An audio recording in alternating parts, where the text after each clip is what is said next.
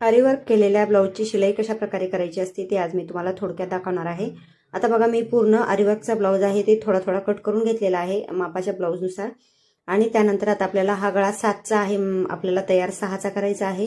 तर मग मी काय करते, आतमध्ये थोडासा कपडा फोल्ड करून घेते अर्धा इंच, म्हणजे दोन्ही साईडनं अर्धा अर्धा इंच म्हणजे 1 इंच होऊन जातो। आता हे 6चा गळा तयार झालेला आहे बघा। आता आपल्याला याला काय करायचं आहे, जे अस्तर कट केलेला आहे त्या अस्तर कट केलेला आहे त्यावरती आपल्याला शिवून घ्यायचं आहे।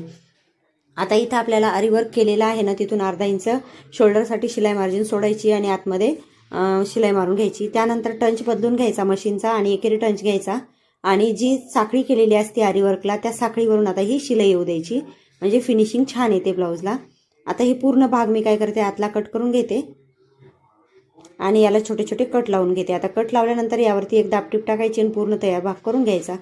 त्यानंतर आता आपल्याला बाही तयार करायची, तर बाही तयार करायची तर आपल्याला काय करायचं, बाहीला बरोबर जोड वगैरे लावून घ्यायचे आणि टंच आपला जो आहे तोच टंच ठेवायचा आणि शिलाई मारून घ्यायची जी आपण आरीवर्कची साखळी दिलेली असते त्या साखळीवरतून।